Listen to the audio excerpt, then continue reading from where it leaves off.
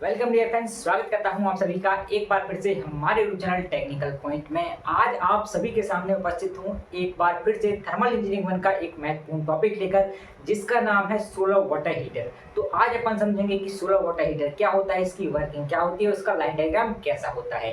तो चलिए शुरू करते हैं आज की धमाकेदार वीडियो बिना किसी देरी के। लेकिन वीडियो स्टार्ट करने से पहले और स्टडी स्टार्ट करने से पहले मोटिवेशन की आवश्यकता रहती है। उसके लिए हम क्या करते हैं, एक शायरी या एक डायलॉग सुन लेते हैं। बदल जाओ वक्त के साथ या वक्त बदलना सीखो।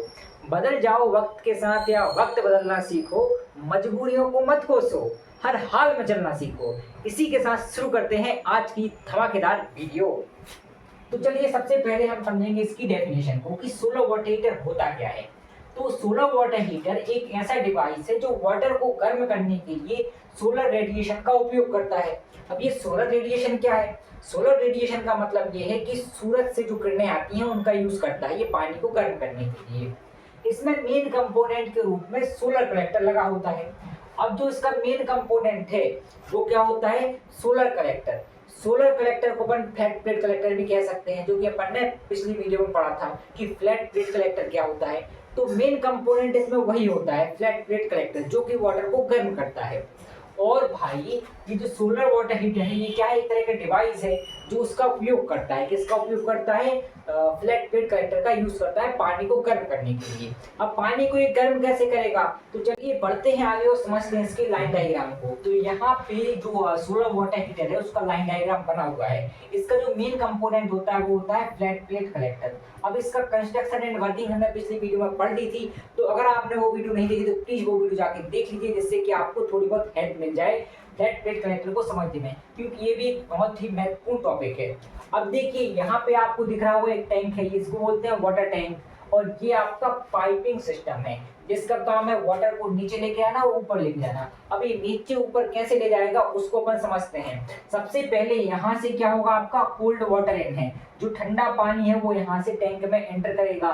फिर ग्रेविटी के द्वारा ये ठंडा पानी कहाँ पे जाएगा? नीचे जाएगा, और नीचे से ये जाएगा फ्लैट प्लेट कलेक्टर में। फ्लैट प्लेट कलेक्टर का काम क्या रहता है कि यहाँ से जो भी सोलर रेडिएशन आ रहा है, प्रकाश की जो किरणें आ रही हैं, उनको एब्जॉर्ब कर लेता है। ये एब्जॉर्ब करके उसको किसमें कन्वर्ट करता है? हीट में कन्वर्ट करता है। और वो हीट किसको देता है? इन ट्यूब्स को देता है। जो आपको ये ट्यूब्स दिख रही हैं इन ट्यूब्स को देता है। और इन ट्यूब्स के अंदर जो वाटर है वो फ्लो होता है।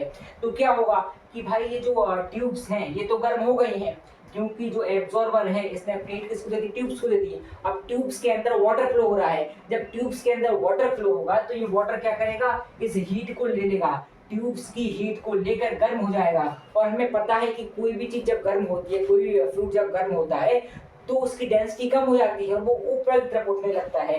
तो ये क्या करेगा? पानी यहाँ से गर्म होकर ऊपर की तरफ उठने लगेगा।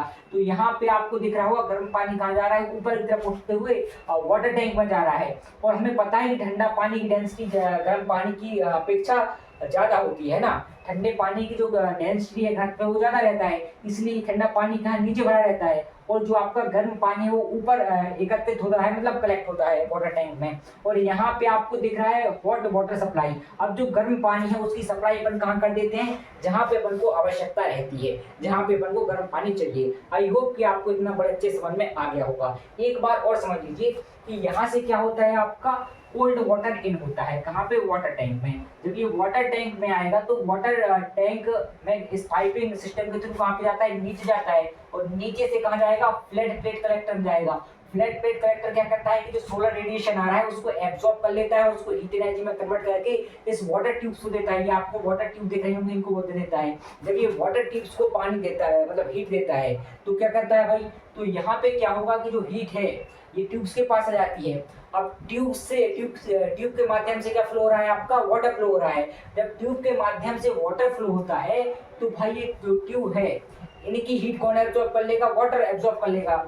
और जब ये वाटर एब्जॉर्ब करेगा हीट को तो गर्म होगा, और गर्म पानी की डेंसिटी कम हो जाती है, जिससे ये क्या करता है? ऊपर की तरफ उठता है और कहाँ चला जाता है? वाटर टैंक में चला जाता है। और फिर इस हॉट वाटर की सप्लाई कहाँ कर दी जाती है, जहाँ पे अपन को इसको चाहिए रहता है गर्म पानी, वहाँ पे अपन उसकी सप्लाई कर देते हैं। आई होप कि आपको ये बड़े अच्छे तरीके से समझ में आ गया होगा। चलिए बढ़ते हैं आगे और देखते हैं इसकी जो वर्किंग की प्रिंसिपल है उसकी थ्योरी को, किस प्रकार से आप इसकी वर्किंग की थ्योरी एग्जाम में लिख सकते हैं, क्योंकि समझना एक अलग बात हो जाती है और टेक्निकल वे में लिखना एक अलग बात हो जाती है। चलिए बढ़ते हैं नेक्स्ट पेज पे और देखते हैं इसकी वर्किंग की थ्योरी को। चले एक काम कर, 200 रुपए दे और 50 रुपए काट ओवर एक्टिंग के वजह। चलिए दोस्तों बढ़ते हैं आगे और देखते हैं सोलर वाटर हीटर की वर्किंग को, किस प्रकार आप इसकी वर्किंग की थ्योरी एग्जाम में लिख पाएंगे। तो यहाँ पे लिखी हुई है वर्किंग की थ्योरी को। तो क्या होती है वर्किंग, एक बार मैं पढ़ के दिखाता हूँ, दूसरी बार आप इसका स्क्रीनशॉट जरूर ले लीजिएगा।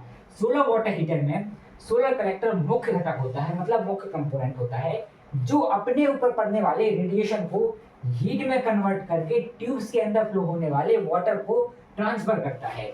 अब होगा क्या कि जो फ्लैट प्लेट कलेक्टर है ये सोलर रेडिएशन को क्या करेगा, एब्जॉर्ब करके उसे कन्वर्ट करेगा किसमें, हीट में, और जो हीट है वो ट्यूब्स के अंदर फ्लो होने वाले वाटर को दे देगा, जिससे क्या होगा, जो वाटर है वो गर्म हो जाएगा, और गर्म वाटर हमें पता है इसकी डेंसिटी कम होती है, इसलिए क्या करता है, ऊपर की तरफ उठता है। अब क्या होगा, गर्म वाटर की डेंसिटी कम होने के कारण कोल्ड वाटर इस गर्म वाटर की जगह ले लेता है। अब क्या होगा कि जो गर्म वाटर है ये कहाँ चला जाएगा, टैंक में चला जाएगा, और इसकी जगह कौन ले लेगा, ठंडा पानी ले लेगा, कोल्ड वाटर ले लेगा।